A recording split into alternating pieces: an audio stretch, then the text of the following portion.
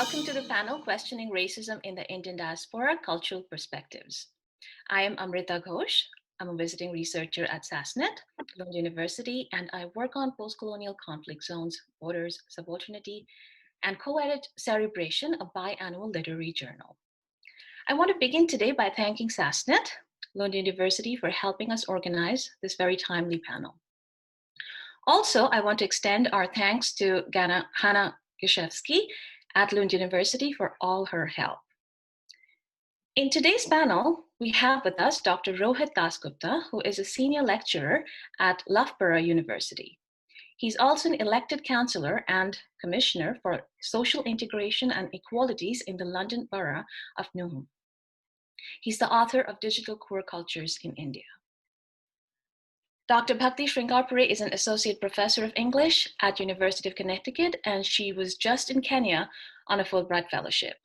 She's the founding editor of Warscapes magazine, where they recently published Mediterranean Migrant Crossings, an anthology of migrant and refugee experiences. Her edited anthology, Insurgent Feminisms, Women Write War, is forthcoming.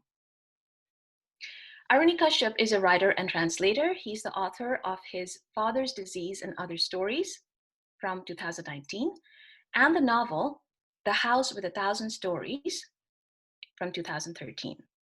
He's an assistant professor of creative writing at the University of Georgia, Athens. We are witnessing a global movement against racism presently, and when it comes to the Indian diaspora, one of the world's largest diasporic populations, we have seen a sudden outpouring of support for the Black Lives Matter movement, especially in the social media performative domain. Yet, it is especially imperative that we do some inside work and self-evaluate how we are complicit in the casual and sometimes very aggressive normalization of colorism, racism, and anti-Blackness through a systemic collusion with whiteness. The fairness cream industry in India is estimated at $450 million, and that data is only from 2016. But this panel goes beyond the fairness creams. India has the largest film industry, and Indian films have always carried a dominant cultural signifier for the whole of the nation. The dominant Indian diaspora in America is also one of the wealthiest in immigrant status. And what happens in India impacts the diaspora in varied ways and also activates diasporic politics. So as scholars who work on representations, race, colonialism, and prejudice, we wanted to track the Indian culture industry that affects the Indian diaspora through the long history of film, television, advertising, publishing industry in India and abroad. To begin with, let's watch a brief clip to contextualize some examples from these cultural productions as examples. And these are just a few. There's a long plethora of disturbing images and films that form this certain ideology.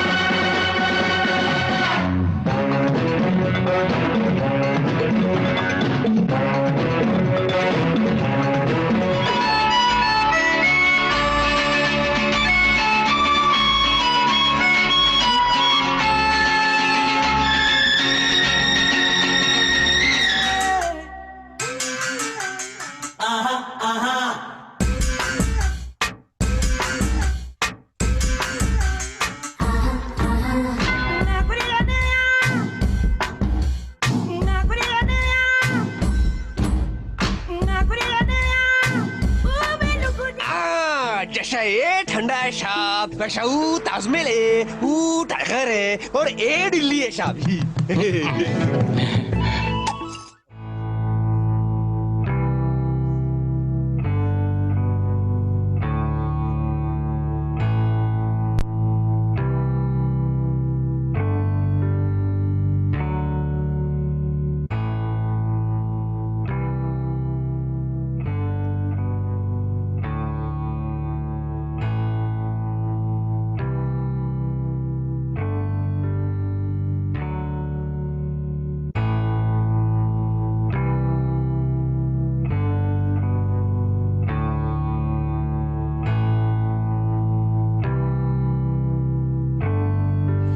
Can you tell me where Hashida is placed? She's going to the seaside. Let's say what if she's pregnant? So what if the father's black?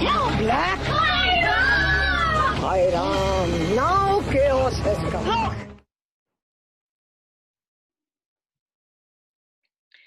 To the panelists today, we all know of the influence and fairness creams that I just spoke about in India and even in the diaspora. But what is frightening is that this goes way beyond than just the creams.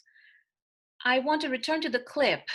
Many can just disregard these songs, these clips, these lyrics as just a song, as a film, casually. Let's talk about this relationship between entertainment and culture, and how does it create a certain racist ideology in the way certain cultural productions are valorized? Amrita, if it's all right, I can begin on this. So I think that's a really, first of all, thank you very much for hosting this and for having this conversation today. So let us start off by the very term ideology, right, which Marx used to help account for how the capitalist class protects and preserves its economic interests. And we are all aware, you know, as scholars of South Asia and media, that the media plays a very significant role in continuing to preserve this dominance and ideology. And in India, what we see is television channels with particular political sympathies, giving us a very skewed version of everyday news. We also see how political parties use the institutions, such as the censor board, for example, to make sure that cultural productions are servicing the state's dominant ideology. And it is only sometime that somehow, you know, something transgressive manages to slip through, which of course then, as we know, you know, it leads to huge amounts of protests, death threats, and so on. And, you know, as a scholar of communication, you know, to go back to Stuart Hall, you know, who argues that visual representations of otherness hold a very special cultural authority, where difference is projected, you know, positively or negatively against the dominant culture. And in India, what we know is that this framing is upper caste, is heterosexual, and is Hindu, where, you know, everything else is measured against. And, you know, in this clip that we just watched, you know, I'm reminded of Alvarado's famous stereotypes of race and ethnicity. You know, this was like a text from 1987, you know, where they argue how otherness is framed as either exotic, as humorous, as something to be pitied, as something that's dangerous. And, you know, the clips that we watch kind of, you know, the entire gamut was present over there. And also this kind of very sexualization of otherness. And I'm sure, you know, Aruni is going to talk a lot more about Northeastern culture. And we've seen that quite a lot, especially in Bollywood in recent days. But the role of the state in this controlling of the broadcast media, whether it's television or cinema, is extremely important, because it frames who belongs to the nation state in India and who does not. And I'm kind of reminded of this very famous conversation between Spivak and Butler, you know, where they talk about if the state is what binds, it is also clearly what can and does unbind. And if the state binds in the name of this nation, you know, it's conjuring a certain version of that nation forcibly, as we see, if not powerfully. And then also by that same logic, it's unbinding, it's releasing, it's expelling, and it's banishing. And Bollywood, you know, which Rachel Dwyer famously describes as the best guide to understanding India in her book, Bollywood's India, it is important because it represents and describes the hopes and aspirations of the people of this country, but it also shapes what people believe in. So, you know, the presence of these images that we just saw, whether it's an advertisement, whether it's in television shows, whether it's in cinema, is very important to be critiqued for what it is, you know, vile and racist. Thank you, Rohit. Aruni, do you want to? Yeah, go ahead. Okay, all right. Yeah, Rohit, I think you have laid the groundwork for this conversation, and thank you so much for making all those exciting references. I want to go back to my experience of actually living in Delhi from 2004 to 2018. In between, I was away for 3 years. I think I want to give the panel and the people watching this a few examples of how these cultural productions actually translate into actual physical violence and murder on the streets. And I mean this completely literally. And I want to establish here, before I even go into racism against Black people among Indians, that Indians are actually racist towards Indians. And I have lived and worked in Delhi, as I just said, from 2004 to 2018. It is a city where hundreds and thousands of people from Northeast live, like many other big cities in India, and we are often perceived to be from different countries. I went looking for an apartment to rent or a house to rent first in 2007 when I graduated from my undergraduate institution, and the hostel owned by Delhi University wouldn't keep me any longer. And during that trip, I was often denied house on the grounds of being a Northeastern. And I want to give you some really appalling and some hilarious, but at the same time appalling examples, And some people asked me for my passport, and they said, Assam, you are from Assam, and we need your passport. And they couldn't believe that I'm from Assam and I don't need a passport in Delhi. And some of them, they had no idea about the geography of Northeast. They said, you're from Assam, isn't that Assam in Nagaland? That was one level of ignorance I faced. And while others told me that I will surely cook pork, which I would do, but that was a denial, that was a reason for denial for not giving me to rent. And while others accuse me that, this is a really weird part, others accuse me that I will have a lot of sex with a lot of people. And I found myself thinking, wouldn't that be wonderful? I was just, a fresh graduate. I was a fresh graduate from college, and I would have loved that life, but that unfortunately nothing like that was happening. So I said, no, I won't have sex with anyone. Please let me have this house. But before leaving Delhi, to the United States, I went back to Delhi. I worked there. I lived there, and I went looking for a house again in 2017, and the responses and experience wasn't any different, And this is despite the fact that the number of Northeastern people had significantly increased in Delhi and then in what we called mainland India. And before I sign off, I want to point out here that I don't look Northeastern enough for the people in mainland India. And on many occasions, so I end up passing, but I'm often trapped when they know where I'm from, because after a few conversations, my accent gives in. Somebody would talk about my small eyes. So yes, I want to establish in the very beginning that Indians are very, very racist. We are a very racist nation, but Black people of African origin face way more racism than even us Northeasterners. And much of this is because of popular culture, as you said, and this actually translates into real horror on the streets. If anybody Googles racism India, you will find people actually dying because a Northeastern person's hair color was something upsetting for somebody in Bangalore. African immigrants to India who are studying in Indian universities, they are attacked, beaten up, they're videotaped, and those are edited with jingoistic slogans and put it up on YouTube as a sign of valor. So I hope to discuss some of these things in the next few minutes with you, but over to Bhakti. Yeah, thanks, Aruni, and thank you, Hannah. Thank you, Amrita, for organizing. I think both of you have covered way more than I can say. I'll just loop it back to the question of the entertainment and culture industry and ways in which it generates and epitomizes certain understandings of racism, certain understandings of colorism, instills phobias, and I think to kind of come out of a Cold War kind of term, I think Bollywood is an, a true example. It's a true epitome of soft power, which is the opposite of obvious propaganda.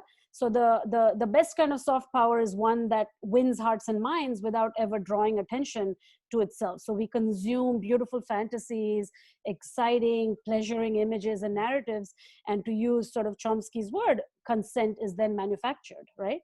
For politics, for nationalism, for Hinduism, and so on. So in Bollywood, it's very normal to see dark-skinned characters as villains and rapists, or as fools for comedic relief. They often speak gibberish, made-up languages. And the dignified characters in power, in speaking capacity, are light-skinned, they're tall, they're often light-eyed. And the viewer is, of course, immediately, softly brainwashed to idealize that, right? So it's soft power is a seductive way, and this is entertainment and culture is its first site where it's activated, and I think it takes work. but it's easy to put into place an analytical perspective around racism, sexism, phobias, and so on, that get gently implanted into our heads. But I do think the harder part is convincing people that there is a politics to entertainment. People are always very dismissive of that. So I just wanted to add. If I may quickly jump in and connect to Bhakti, that idea of the soft power and how Bollywood is deeply implicated in the process. I mean, there are these massive studies on how Bollywood traces the post-colonial nation at different junctures, reflecting this kind of meta-narrative of the nation. And so what we see in these clips, and they go back to the 60s and, till now, there's this racial hierarchy that is being institutionalized in this very specific way. We saw a couple of lyrics and they were in Hindi, the Gora Rang, in translation, the white skin, directly actually being said in the lyrics, where we see this covert and overt process of valorizing the lighter skin over the darker skin. And I want to quickly move to the one image, and this friend of mine this morning had just said, this is so stupid. This particular image of the Maasai tribe person at the backdrop, and this very popular Bollywood celebrity in the front, and she's standing. And somebody said, "Oh, but it's beautiful. I don't see something problematic." It's just stupid. And the thing is that we don't necessarily connect that how a photoshopped image of a person valorizing this kind of fair maiden, but needs to be a prop at the back as a commodity. I'm thinking of this fascinating study about a perpetual state of segregation by Angie Beeman and Anjana Narayan's work on Bollywood and race.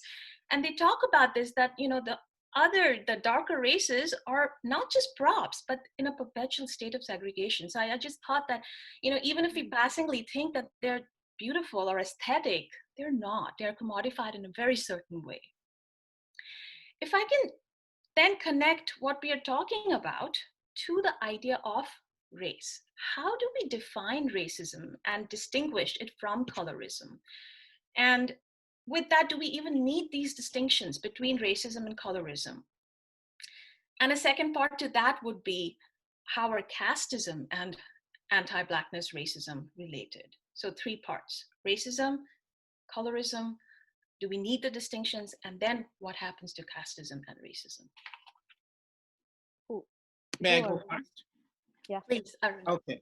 I'm going to be very brief. I think there is a huge difference between colorism and racism, is that colorism, a lot of it is associated with class and beauty, while racism manifests in a denial of common humanity. That's what I would understand it as.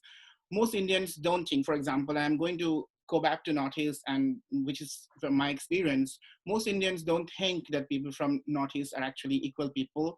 And it translates in laws such as AFSPA, which still govern a lot of states.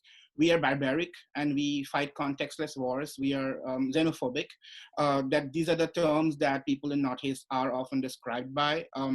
At the same time, the Northeastern subject is also considered sexy, promiscuous, attractive, something to possess. So it is a sexual adventure to date even women from Northeast by mainland Indians. And if you actually recently released film on Netflix called Aruni, the mainland Indian character, he's the only sort of friendly character to the Northeastern community in this film.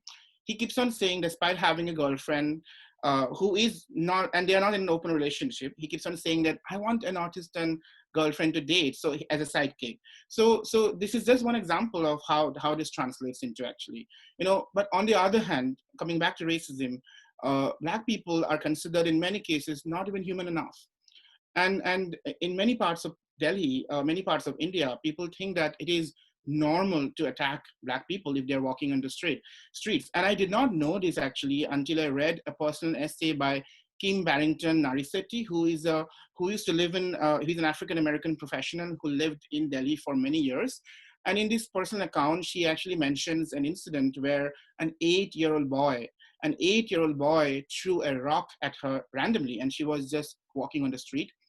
her husband, who is Indian, he actually asked the boy why he attacked Barrington, and the boy said because she's African. And I think this is a very telling and disturbing incident, and I don't really need to say anything else. No. Yeah, absolutely. Can I just jump Yes. in? Yeah.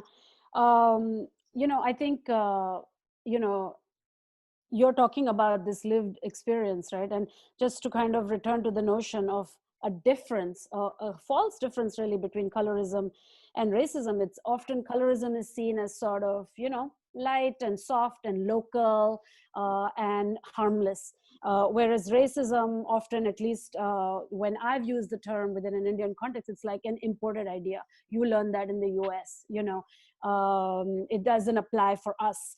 But I think the two are obviously deeply connected and they feed off of each other. India and Indians are obviously, as we are discussing in this panel, we are taught from a young age through culture, news, ads, music, that other races are inferior to us. East Asians, Africans, Arabs, and then even white characters in Bollywood films serve as props to show how the hero can hoodwink them. So that is kind of textbook racial superiority. So I think the tools, the language, and the visuals we use to create these colorist racist hierarchies are often overlapping with each other. And quite simply, why are actors always darkening their skin to play certain castes and classes? Was it necessary for Alia Bhatt to create a blemished dark skin to portray a poor village woman in Uttar Punjab? Was it necessary for the media to write dozens of articles saying Priyanka Chopra is just too pretty to play Mary Kom from Manipur? So it's not only about looks, it's also a large spectrum of humiliation and dehumanization through language, accents, humor, and color is one element in that, I think. Yeah, so I absolutely agree with everything that's been said so far. We know that Indian society is steeped in this kind of culture of hierarchy, whether it's based on one's caste, on class. And I actually feel, same as what Bhakti said, I don't think colorism is very different. Whilst, it's different from racism, it has a lot of ideological similarities. In the context of India, we see Indian advertisements, which is kind of shamefully harking back to this colonial era of, the pears and the imperial leather adverts. And, we just saw that with the Aishwarya Rai advert and so on. But also, which construct this dark skin as being unattractive and one that needs changing via the countless fairness creams adverts we're seeing all the time, but also the images that we are seeing on screen. Again, the examples that Bhakti just mentioned. And I'm actually also reminded of Nandita Das's very famous The Dark in Beauty campaign, which set about challenging the stereotypes of colorism that we see in the Indian film industry. And we also know, that skin color is linked to issues of class and caste. There's this erroneous view that people from lower castes and classes have darker skin and thus inferior status. And actually, in order to question colorism, I think we need to also tackle this wider issue of casteism and classism, the hierarchy that pervades Indian society every day. Absolutely. Staying on with the idea of this kind of casteism and racism interlinked with each other, which creates this, darker hued people at the bottom and the lighter, the Brahminical scriptures, really. Would we also say then that this is more gender specific overall? Is it, do we see this kind of colorism or a sort of a covert violence perpetrated in, mainstream pop culture, a gendered colorism essentially? Yes, I think absolutely. I don't think men are exempt in any way, especially now with the kind of excess emphasis on grooming culture, but for men. But I think it's more pernicious for women because so many women's lives are determined by institutional regimes of intimacy and domesticity, like marriage, motherhood, daughter-in-lawhood, the figure of the bahu.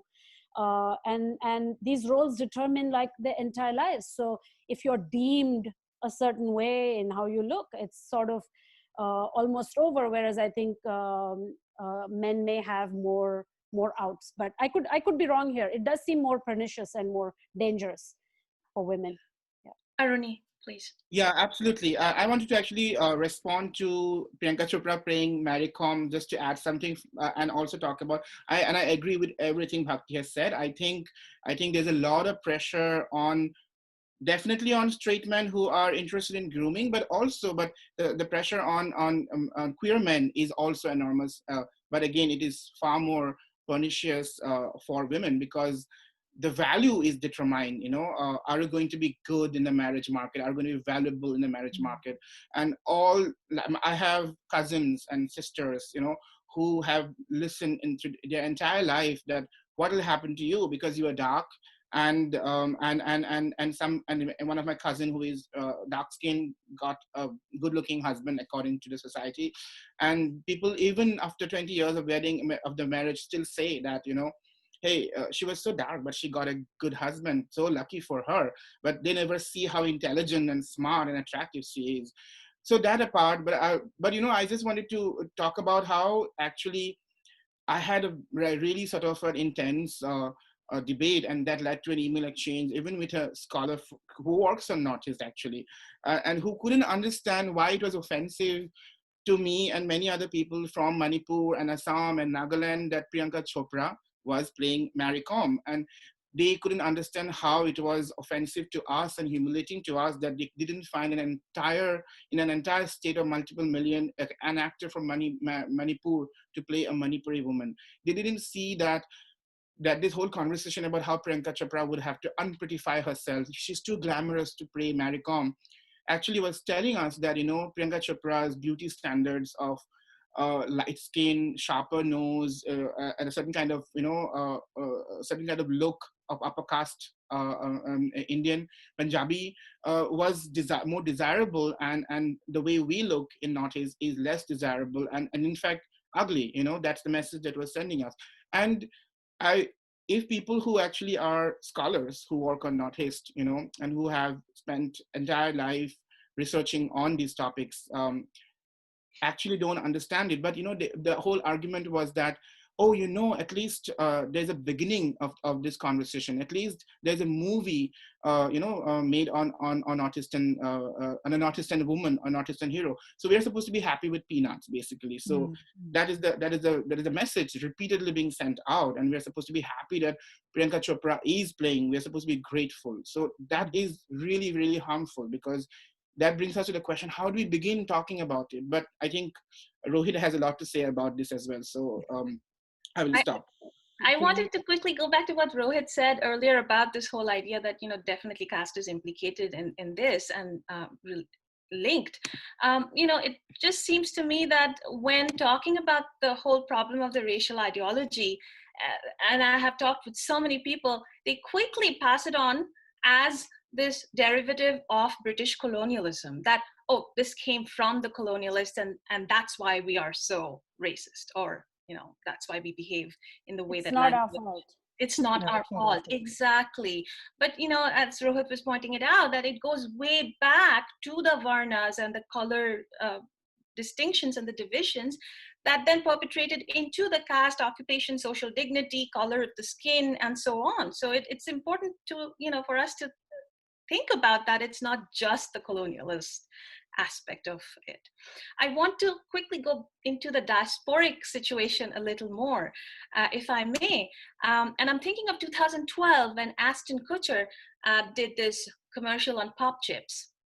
And he had an Indian garb, had a brown face, spoke in an Indian accent. And the entire diaspora had a huge outcry about racism inherent in the ad. Obviously, it was correct. And the ad was taken off after some time. Yet, racism is extremely prevalent in the larger cultural sphere, as we are talking about, that is consumed heavily by the diaspora. How can we speak to this contradiction and duality in the diasporic community that continues to thrive on normalization of these racist hierarchies? If I go first on please. this, first of all, Amrita, you're absolutely right. There is this hypocrisy that is prevalent in the Indian community, kind of in our attempt to appropriate whiteness and, the stuff that both Bhakti and Aruni just mentioned. And this is very similar to, what we're seeing with all these countless Bollywood stars who've been speaking up for Black Lives Matter and taking the knee.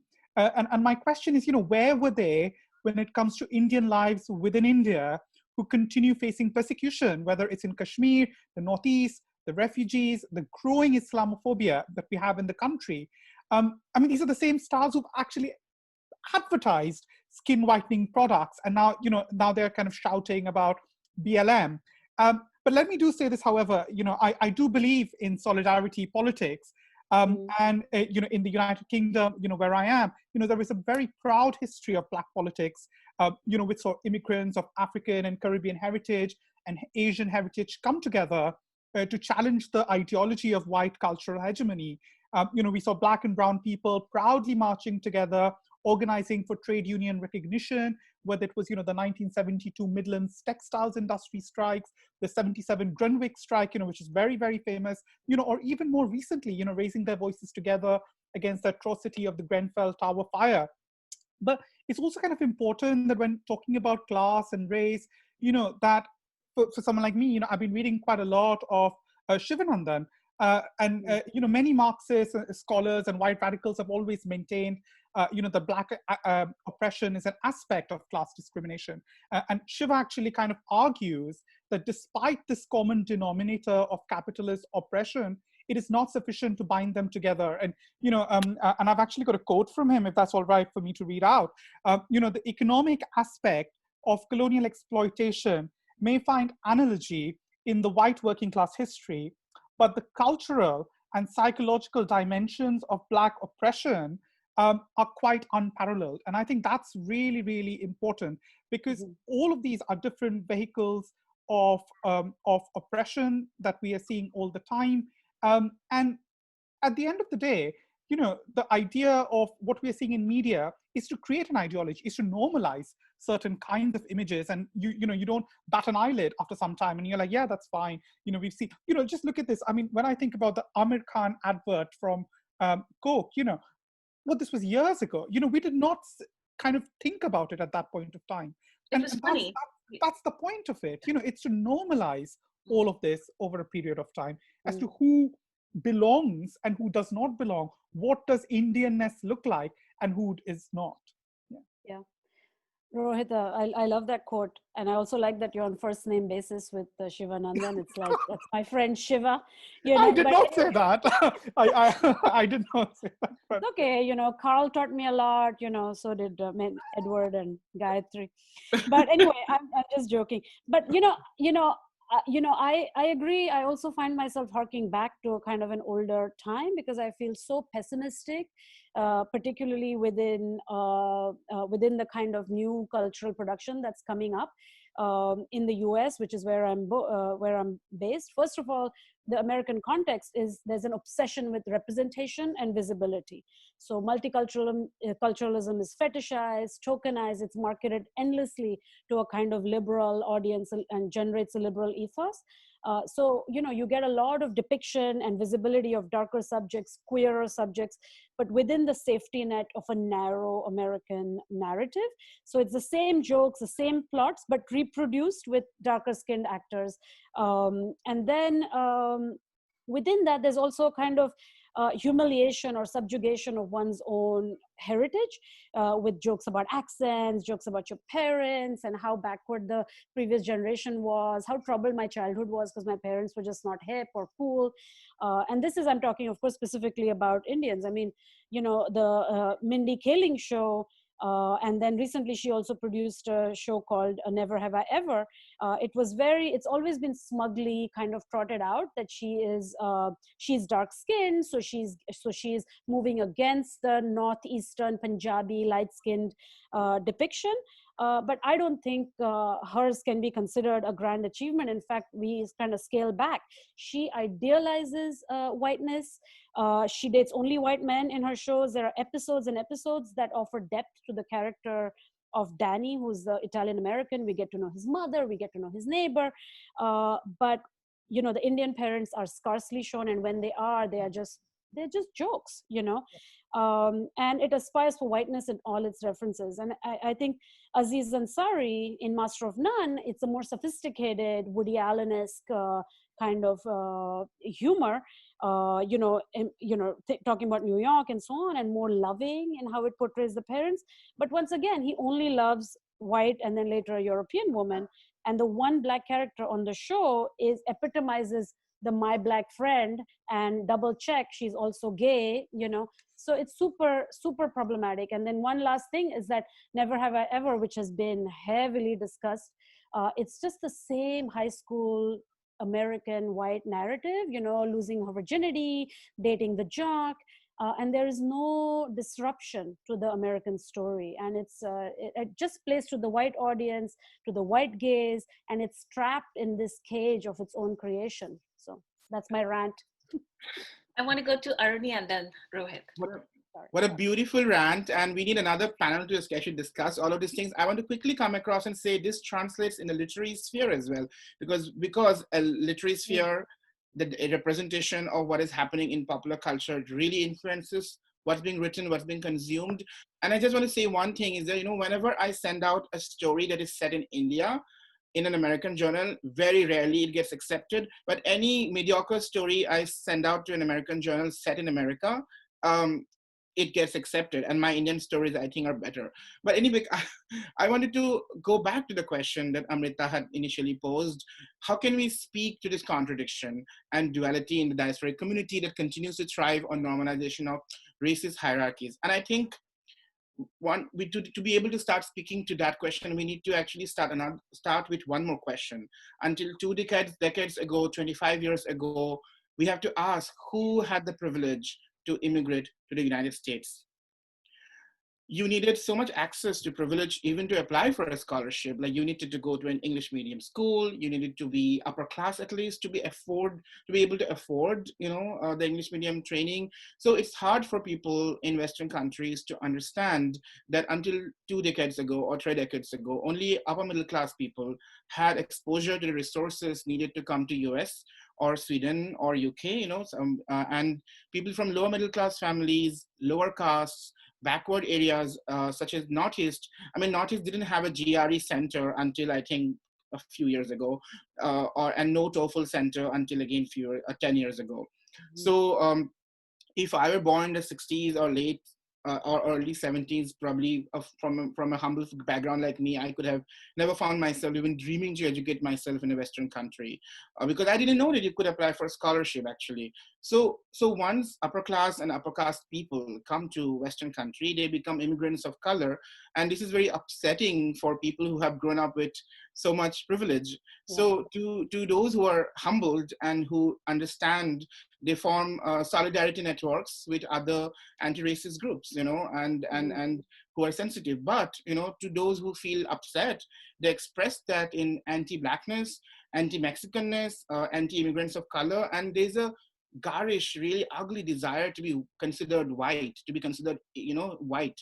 And it's not about equality, it's about they want to be white, and how can you be white while you have a brown skin, So by rejecting your brownness, they reject their brownness, and I think that translates in also a lot about making fun of the earlier generation and etc.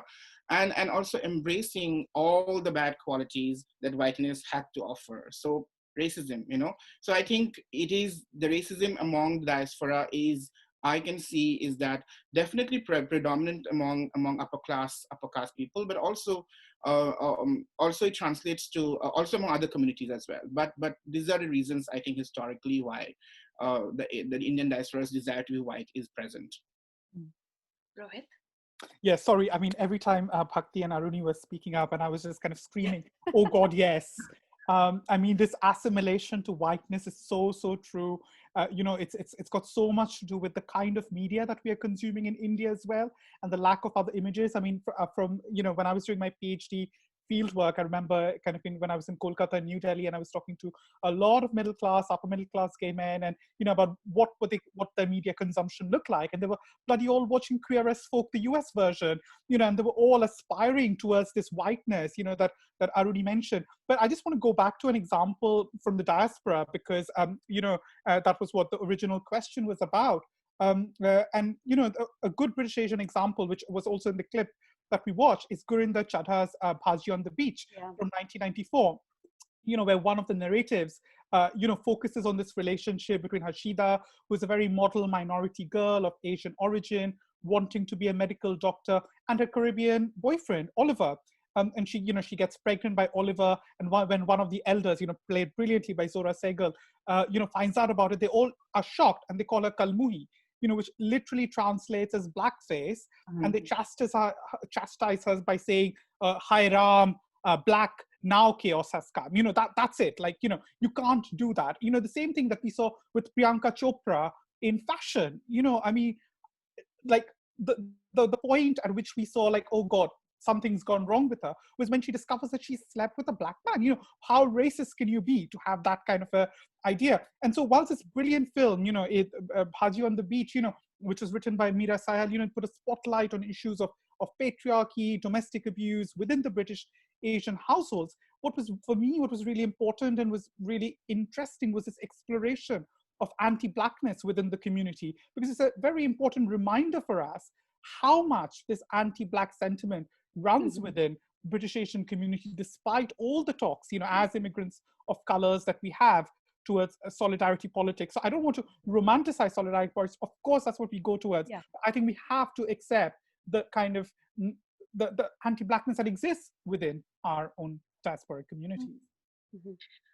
I want to stay with this topic a little more, about the diasporic community and the books and the shows that we watch. And I'm thinking about the Indian migrant minority figure only wants up, as you all mentioned, to assimilate into whiteness. And you gave lots of examples.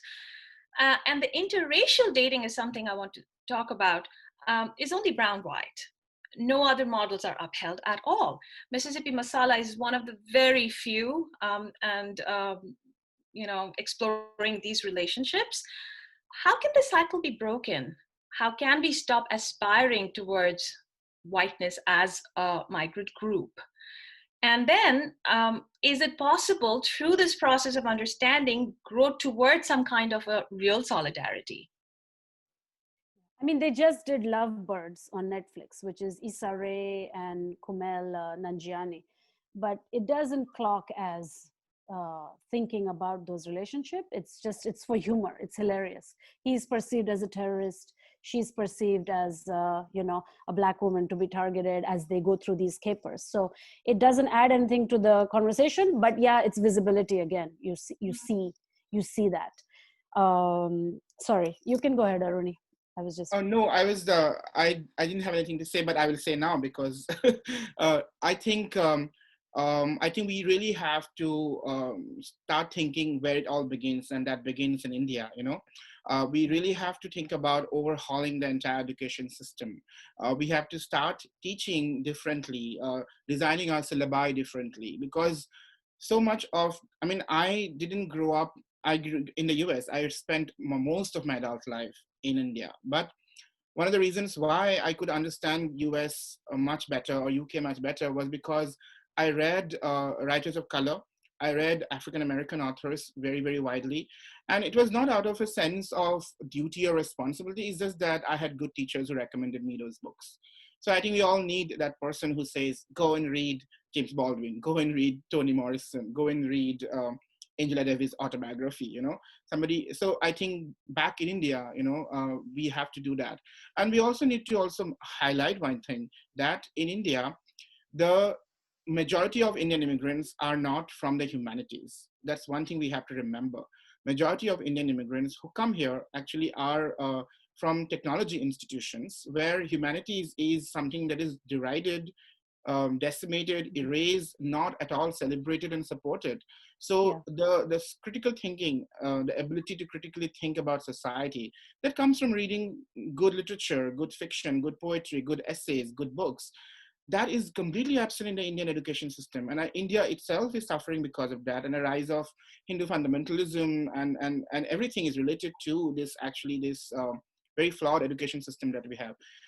I don't know how, but I think this is one of the solutions, is to change the syllabi in the Indian education system. And that will lead to more nuanced understanding, of reality and race issues, etc. Mm-hmm. I quickly want to move to another topic, but I wanted to briefly mention I had this fascinating talk by Mike Bal a couple of years ago, maybe last year.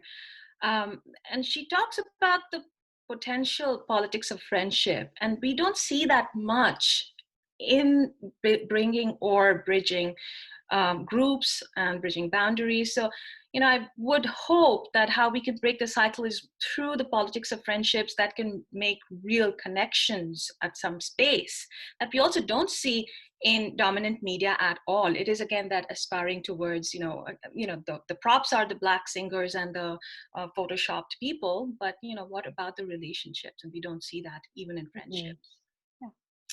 Yeah. Moving on, it seems from all that we're talking about today that there's also this lack of language to dissect xenophobia, Islamophobia, anti-Dalit, anti-women, anti-poor ideologies and practices that are going on. How can we start thinking or forging a new language or pedagogy? Rohit? No. I feel like let someone else. I mean, I know this is a slightly difficult question, but because we're all talking about different strands, and it seems that there's something of a lack here in terminology. I think I just to pick up from where Aruni ended. Aruni mentions education, right? And for me, this is probably the most important thing. This, forging a new language or pedagogy. Many South Asian activists that I speak to in the UK, they have a tendency to hark back to the days of political blackness and solidarity, which, for a moment, I don't want to negate. There is such a rich history there, one spearheaded by institutions, progressive institutions like the Indian Workers Association. So these are not the kind of immigrants that, Aruni mentions, the kind of the technical blue collar workers. But at the same time, it is also so important for us as Indians to confront that, on one level, while we might face one form of discrimination, there are other ways in which we are privileged by virtue of other aspects of our identity. In the UK, we have this term BAME, Black, Asian, Minority, Ethnic, which is frequently used to tick boxes of diversification. In my own sector in higher education, you see that, when we talk about people of color who are in HE, most of them are Indians, and if you kind of, or Asians, and if you kind of look through the numbers even more closely, what you see is complete lack of people from African and Caribbean heritage. I mean, there's only 24 female Black professors in this country, which is absolutely shocking. Personally, when talking about education, I've just started reading Paulo Freire's Pedagogy of the Oppressed, and I've just been kind of thinking that it's absolutely time to unlearn what we have learned. Probably, the education system, like all other institutions, is very much concerned with maintaining a kind of status quo. And Freire talks about dialogue and dialogue as an understanding between different people, as an act of love, humility, and faith. So what Freire really explains is that us, as academics and educators, we can shape how students see the world and history, that, using the language with the point of view of the students in mind. And there is no neutral education process. We know, there's movements about decolonizing the curricula, making sure that diverse voices and opinions are being brought into class. And I really, really think that we as educators and academics can play a very important role in facilitating that social change that we so desperately need. And I think it first begins by questioning our own biases, our own bigotries, I think, which is something that this panel is doing, that we, as an upper caste queer man, for me, it's also to question some of the prejudices and biases that I carry, that all of us carry. And, that's what we need to kind of fight towards. And I'm fine with people on Twitter and Facebook saying, there you go, there goes another academic trying to, manipulate their students. But I think as educators, we absolutely have a role in making sure that critical thinking that Aruni talks about is something that we instill in our students. It's the only way in which we can achieve real change. Yeah.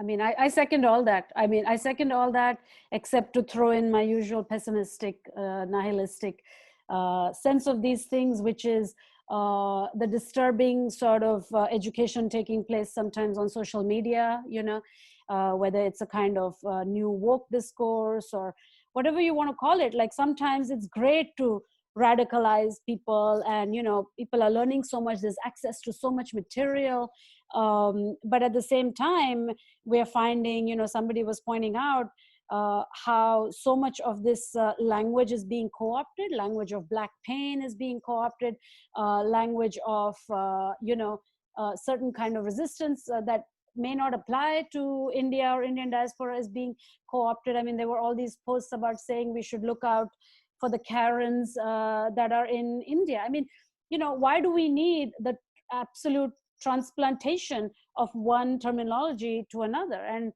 I agree, we can try as academics, but the sphere of influence has to somehow widen more, and it's very, very daunting. It's terribly daunting as a task. That's what I feel. Yeah. And it's especially daunting because we are seeing a complete erasure and bulldozing of the thought culture back home in India. Here, education, is defunded repeatedly, but in India, there is a complete saffronization of how education is schools are taught, etc.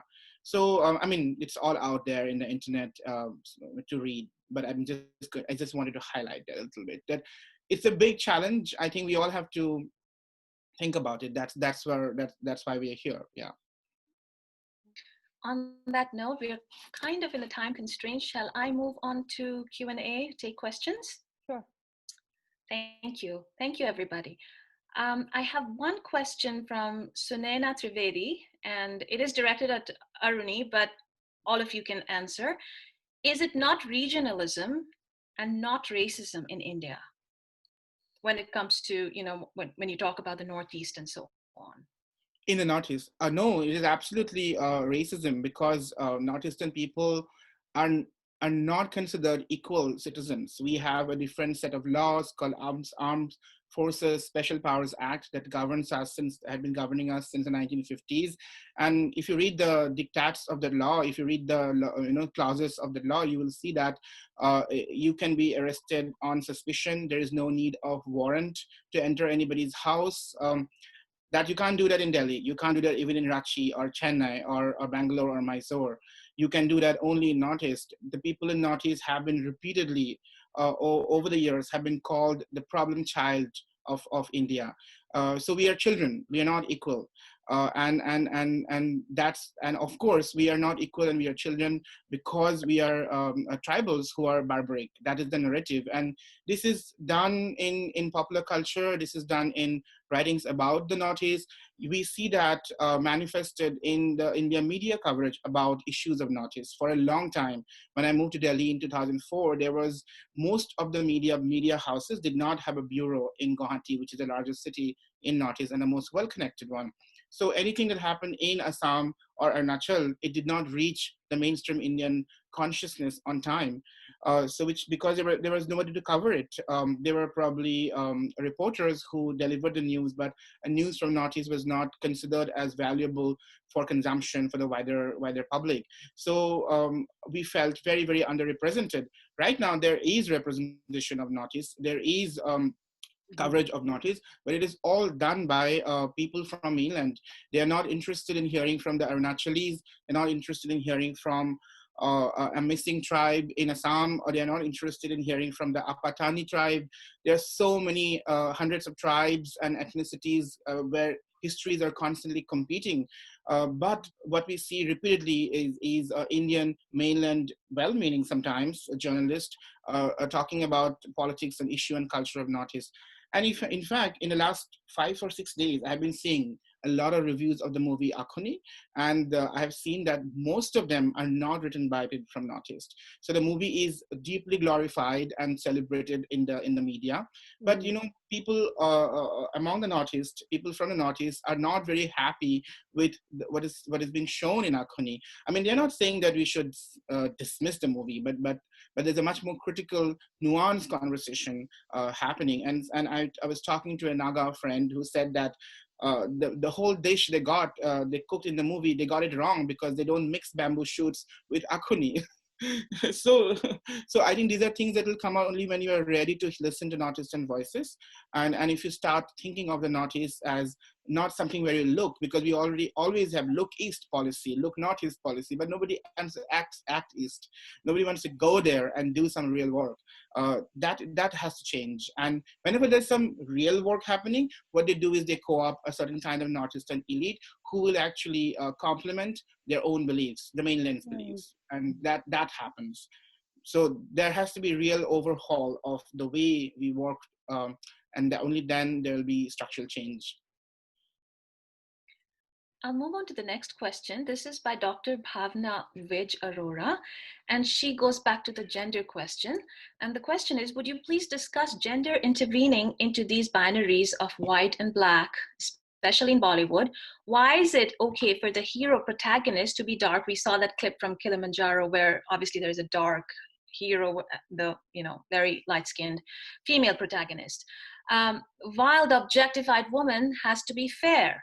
How does gender fare on this wide spectrum of the shades of racism in India? Go ahead. Very briefly, I mean, there is also many other actors like Ajay Devgan, who is dark-skinned and he's a superstar. There's a saying in Assamese which goes as "Lorar rupe ki hobo gune hai khonkhar tare," which means that a boy doesn't need to be good looking. A boy needs to be talented, who can actually feed the family. So that's the saying I heard from all my relatives, because I was not considered handsome enough. So so that's what they told me all the time. Don't worry about how you looked. And I was always interested in wearing nice clothes. So most of my relatives would tell me, that you are not good looking enough. That's okay. You just have to be good in studies so that you can get a good job, and you will get a pretty wife. Sorry, just a little bit to add to that. Look at the number of matrimonial ads that we have, right?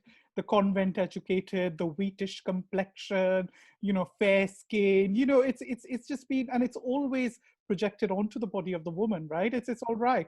And that's really what we've kind of seen over and over again. Even if you go back to like directors like Satyajit Ray's film Aruni Dinratri, where you had a tribal woman, a dark-skinned tribal woman. And who does he get to play that? You have a fair-skinned Simi Garewal. How far back can we go? Because this has always been it. Even where characters, it's always been, let's have the fair-skinned women, let's have them as the actors, and that's always been the case. I can count the number of dark-skinned women in one hand. And when you look at men, of course, those same levels and standards does not apply. It's of course comes with the gendered patriarchal nature of our communities. Yeah, so. And I don't know how much this is still, I have not lived in India for a while, but when I was growing up, the Miss India pageants, it was the heyday, of that. And it was always, and that, it was sort of, it added to this whole Bollywood and all this kind of, all this stuff, So I remember the emergence of Aishwarya versus the Madhu Sapre, who won the same year, all of this kind of stuff. And in the case of Ajay Devgan, to just quickly add, he is seen as the consummate stuntman / fighter. He is there because he is able to do very complex stunts. He's never playing, he's never considered like the good-looking hero and so on. So that distinction is allowed, that opening is allowed for some guys. But I think it's still, it's still quite hard to make it as a Bollywood hero if you're dark skinned. I think there's still some obstacles there. But women, it's just, No. complete. Yeah. I think that, what Rohit was also, and you all were talking about, Rohit mentions the matrimonial ads. And, I think that something that we don't necessarily think about is even language, the site which has these understandings of color deeply embedded in it. I'm thinking it starts at home, not just matrimonial ads. So many times in the passing, if I go out in the sun, I'll get dark. And that's just casually, normatively thrown out. So, it becomes a sort of this ideology. But, going on to a next interesting question. This question is for Rohit. Do you think that racism and communalism are correlated in India, and how the rise of right wing in India is a serious threat to fight racism and communalism? And this question is from Imam Haq. Thanks for that, Imam. 100%. I think what we've seen in the last few years in India has been staggering. The rise of communalism through, again, this version of what I think the point I was making about media, which tries and creates what is Indianness? What does India look like? And this version of India is upper caste, cisgendered, men, Hindu, right? Absolutely. And what we've seen in the last few years, something that has been very much spearheaded by the current government, has been a rise of communalism. And which kind of also takes me back to this issue of regionalism that was posed to Aruni, because what we've seen with this particular government is that, they have absolutely used a divide and tactic across the country, putting communities against communities, states against states, in order to try and create their own version of what India looks like. This is not the India I believe in. This is not the India I probably grew up in. Of course, there have been all sorts of, I'm not at all for one moment negating that there was no Islamophobia or there was no communalism before this. Of course there was. But the absolute rise in it has been phenomenal under this government, whether it's been what we are seeing in Kashmir, whether we're seeing what we're seeing over in the Northeast. It's just been absolutely phenomenal. So I totally agree with Imam's question that there has been a rise of communalism, which is directly implicates the current government.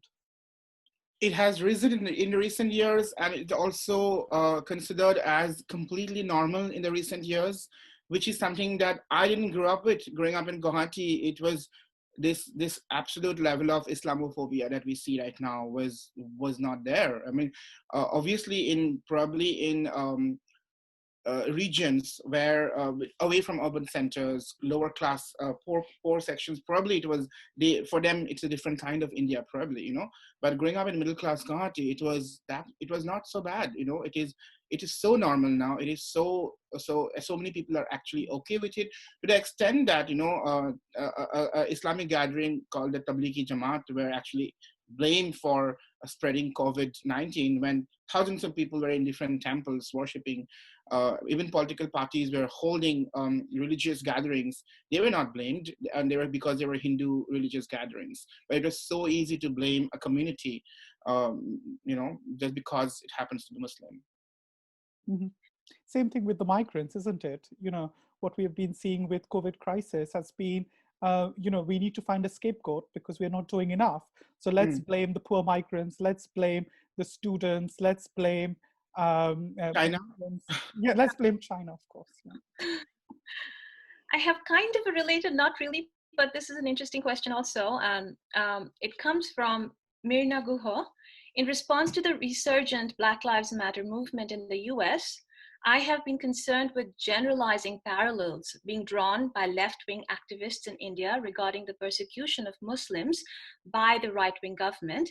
The notion that the killing of Black men by police and the Muslim men by Indian state actors is exactly the same. While it is important to call out hypocrisy of Indian celebrities who speak out about the former and stay silent on the latter, I'm concerned that this tends to gloss over anti-Blackness within Indian communities, which which transcends religion, political leanings. How do panelists feel about this? I agree. I hope somebody will speak in detail, but I completely agree that it tends to gloss over anti-Blackness among the Indian community that transcends many different sections. Yes, we have to be very careful in transplanting terms, as Bhakti said, because each of these prejudices, each of these problems, they have their very strong historical roots in India. So we must contextualize it. And be very much aware. But I think in the current global social media using scenario, a lot of these terms get sort of very loosely being thrown around, very loosely used. And I've seen that happening because there is so little awareness about the historical persecution of Black community, African Americans in the US. Which is different from, say, Islamophobia in India. Go ahead, Rohit. Okay. Go ahead. So I'll say I completely agree with Myrna that, of course, these are two different issues. And it does not help us in order to conflate them. But I think at the same time, I think what we are trying to, or rather, actually, I did speak about this in one of the questions. What I am trying to, however, do is point out to the hypocrisy of Indian stars and media personalities who find it perfectly all right to take the knee and to change their names to #BLM, but at the same time, not show any solidarity with all the other oppressed minorities who are in India. So I'm not conflating them too. They're absolutely different issues. And, sitting over here in the diaspora, I will always say that even as a person of color, I will not face the discrimination that my Black comrades face. I absolutely agree with that. But I think it's also perfectly right for us, those of us who are questioning it, that what we are seeing is hypocrisy from people like Priyanka Chopra and others, all of who have been selling whiteness creams, who have been completely silent about what's going on in India and been complicit in that, but they are fine to do #BLM, and that is hypocrisy. Yeah, I mean, only thing I'd add, I agree with both of you. The only thing I would add is, using that, from activists using this rise of activism, resistance, to kind of foreground state-sanctioned killings, lynchings in India. It's I don't feel entirely against that. I don't like the conflating of the vocabulary, but I think if it's done with the if activists want to take this moment and call out all these woke newfound BLM activists, celebrities, and instead say, hey, look at the state-sanctioned killings, lynchings happening on the ground in India, and it's every day there's a horrific video, every day there are horrible incidents that we constantly see. So I don't mind that stepping stone being used in that moment if it's done carefully. I completely agree with all of you here. Nobody's really assuming that they're same, and historicity is very important. I do agree. And, but then, how things are being used. We have seen in the last few days, social media is rampant with these, BLM / All Lives Matter. It comes back, and even it comes back with the non-human, the animal, the elephant being used in the process of, that matters too. Of course it matters, but it's a continuum of violence that is perpetrated. And if one does not look at what is happening locally and then completely give into supporting a larger thing, just completely erasing what is going on at a level which completely demands our attention, then it is a real hypocrisy within. I have another question from Shimona Roy. She says, I've enjoyed listening to all of you. And what would you say about hair and its characterization with response to looking Indian? There are different kinds of Indian hair, as we know. And why do you think that has been largely ignored as a subject worth of our inquiry? Amrita, weren't you talking about Kangana Raut? Run out. Ranaut, yeah. Ranawat, sorry. And something. You come after you. You know that, right? Oh, great. Queen. Yeah. I think in Queen. What happens? Remind me. There are interesting instances where, you know, she is defiant and subversive and all her hair is unruly and curly. And in the moments that, you know, she's empowered and she's now on her track to being this sorted out, empowered feminist. It's a very straightened out look, and it's very fascinating to see how that happens in the film in specific junctures.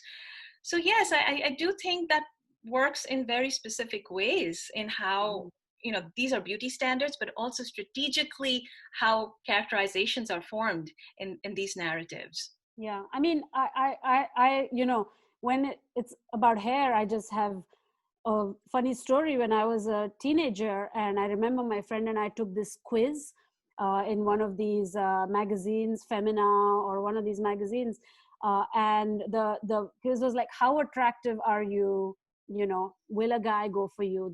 This was the framing of the quiz, and one of the tests it asks for is please run your hand through your hair, and if it comes out all the way, you have a point. So I did somewhat okay in that, even though my original hair is much curlier. But my friend who has thick whatever hair, she was immediately shamed into this, you know. So I mean, Indians pride themselves so much on hair care. There is these shampoo ads where the girl has hair up to her butt, you know, and it's shining, and they put this kind of light in it. There is a whole hair regime situation for sure, with as part of the beauty ideal. I mean, there's no doubt about it. And any rebellious, if there's a rebellious character or a rebellious girl in a Bollywood movie, she has like snipped off her hair, or like she has a few dreads, or, you know, there's the strangest kind of conception of hair, how hair adds to your thing. I mean, you can think about like even Amar Chitra Katha and those comic books where you have those apsaras, you know, with their gleaming hair and so on. So, and then the hair oils, that's a whole other industry. So I'm sure it adds. I don't have a concise critique, but it's very much a big pressure on women in India for hair grooming. I do have I'm thinking on the feet here, so, and thanks to Shumana Didi's question, who is a friend, I think, you know, I find it really interesting that there is so much demand of Northeastern men and women in the service industry because they are exotic, considered exotic with our straight hair. A lot of tribal people from the Northeast have straight hair, high cheekbones, yellowish skin. So it's like there's a foreignness attached to them by these industry professionals, and they hire them in the service industry, in different industries. But and it's considered desirable, the straight hair, you know, but at the same time, they don't get to act in mainstream Bollywood movies, and Priyanka Chopra has to step in, or other people have to do yellow face. So I think there is a lot to think out there, you know, how some parts of the body are, you know, the hair is fetishized and desired, but rest of it is not desired, you know. It's just so humiliating, but at the same time, it tells us what our beauty standards are, I think. Yeah. Our next question is from Jasbir Puar. The question is, I'm wondering if you might think aloud about the communal tensions that animate South Asian diasporas. For example, in the US, does the Sikh diaspora have a different relationship to whiteness than Mindy Kaling's adulation, in part because it struggles with anti-Sikh attitudes within South Asian diaspora more broadly? I really want Jasbir to answer that question, but somebody else with a clearer. I don't think I'm qualified to answer this question. I don't know. Yeah. That's a great question from Jasbir, but I don't think I know much to talk about this either, unfortunately. But I really want to read about this now. Yeah, I have no. I can think about it, but you know, I don't know in connection to Mindy Kaling how I want to frame that. Because I do think it's a different relationship to whiteness. Yeah, I mean, it's also the in the US in particular, I mean, post 9/11 and so on, and probably there's a longer history before. I mean, the Sikh is always conflated with the figure of the Muslim or the terrorist, and their entire solidarity networks and the kind of service they give to communities and so on is also very different. You know, it's a completely different register. I mean, I don't necessarily know, but for sure that the mainstream representation of Sikh people in the U.S. is all about kind of the turban as the main signifier for the exotic, demonic, you know, and so on. So I think it's very different from the Mindy stuff. I just don't know. I haven't watched enough things probably to comment. I think the question also necessitates something really important, and that is when we say South Asians or South Asian diaspora, what kind of voices are we thinking about? It's not a monolithic or homogeneous kind of group you're talking about at all, and that question really speaks to how we should be paying attention to what is being erased and what is really being hegemonized in a certain way so that it becomes South Asian. You know, what we think of as South Asian may not be that for so many people. You know, I'm thinking about that one, and again, not really answering to the Sikh identity here, but you know, just a couple of days ago, a week ago or so, the riots in Minneapolis, where one of the Bangladeshi guys came forward and you know, talked about the restaurant being burned. And the name of the restaurant is, you know, just tells us how these things are, again, very fascinatingly put together in a way to show a certain South Asian identity. It's Gandhi Mahal, and he's a Bangladeshi person. It is his restaurant. So again, you know, what South Asian voices are we seeking in terms to locate South Asian identity?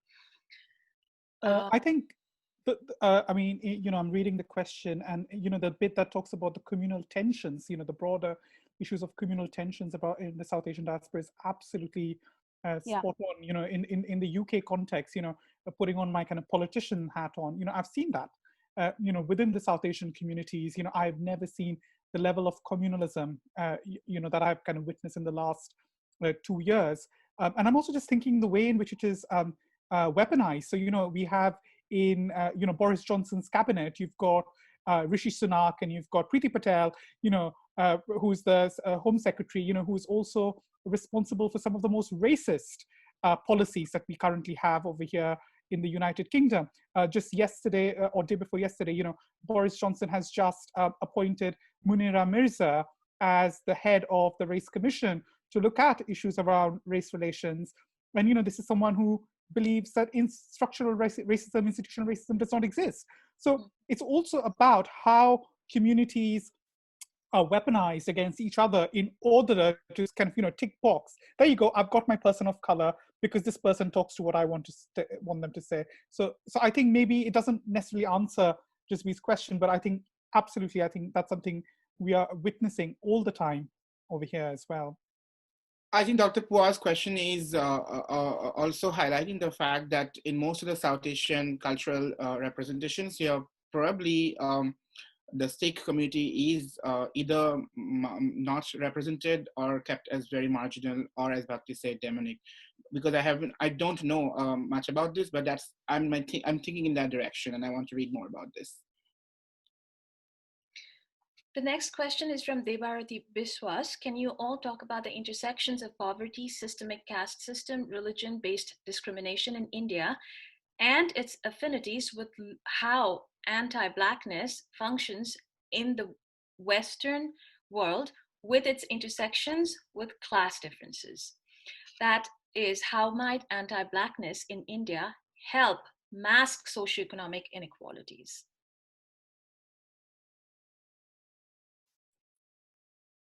I think in a way, all of us touched upon it in various strands. But if any one of you wants to sum it up, I think this is. What was the part about the West? It says that how the poverty systemic caste system, religion-based discrimination in India and its affinities with how anti-Blackness functions in the Western world, with its intersections with class differences. Okay. So how does anti-Blackness mask socioeconomic inequalities, class, and things like that? I don't know if I understand the question properly. So I think there's many layers to the question about intersectionality, poverty, anti-Blackness. How are these all connected? And I think the last part of the question is, how does anti-Blackness within the South Asian community mask other forms of discrimination, if I've got that correct? So yes, I think on a general level, I think it's something that we've all spoken about, the various layers of our identities, whether it's through our caste, our gender, our sexuality, our class, and all the various points of kind of the convergence of those forms of identity, but also the kind of the oppressions that people might face because of those forms of identity. And I think with the anti-Blackness within the South Asian community, I just don't think it's necessarily just something that's happening in the diaspora. It's a lot of it is to do with the kind of cultural production that we are consuming. If you think about, the books we read growing up in India, if anyone who reads this, we've been kind of been filled with a very colonial idea of what the West looks like, and then suddenly, you're an Indian and you come to London and you're like, oh my God, look at this. This is actually not all Dickensian white and, as we've kind of grown up reading, or this kind of ideal of the pastoral. So I think a lot of it is to do with what, and goes back to the last question that, we ended with about education and language, because I think that's something that's really, really important, because if all that we're consuming and if all that our idea of what foreign is whiteness, and if that's all that we are being told to aspire towards, then you do not have a reference point. And of course then that kind of leads to all of these other forms of bigotry, whether that's anti-Blackness and so on. So I think a lot of it is to do with education. A lot of it is to do with the kind of culture that we are consuming and that we've been exposed to for years. Goes back to Macaulay's minute on education, right? About creating a bunch of Indians who would be subordinate to the Brits, who would look Indian but would think Western. And I think that's really something we've, our skins and everything has just been kind of absorbed for the decades that we've been. Yeah, I think it's also this notion that of colorism as something kind of harmless. So we can all feel like, yes, fairness screens are really bad. That's not good. But at the end of the day, what the fairness discourse is masking is the representation of class and caste and so on, at the end of the day. So, to kind of be alert about fairness, but to not see who it's actually subjugating, who it's actually holding captive within that gaze. I think that's the problem. I mean, maybe I've misread Debarati's question, but that's kind of what I heard there. I'll go for one last question, because we're really running out of time, and this kind of stems from the last part about education and what we have been taught. And this is Gauri Shankhe, who's asking, do you think that in India racism is induced into children from a very young age? I think the example, again, we can't give a blanket statement, but I think the example of Kim Harrington Narisetti's incident really is very telling, and that's a lot of food for thought to begin with. That boy was 8-year-old. Is he racist? Why did he do that? What kind of thoughts he has about African? What did he consume? Where did he learn this from? I think those questions will unpack so much more, and I feel that they're not taught to be racist, but I think the culture definitely is making them consume racist ideas about Black people. And conversations about people from Northeast, that a child would consume from their very early age would lead to eventually in racist behavior like this. And that incident, I can't forget. It's such a telling incident. I keep thinking about it. Thank you, everybody, and also the viewers for joining us today. And it was a very, very fascinating discussion.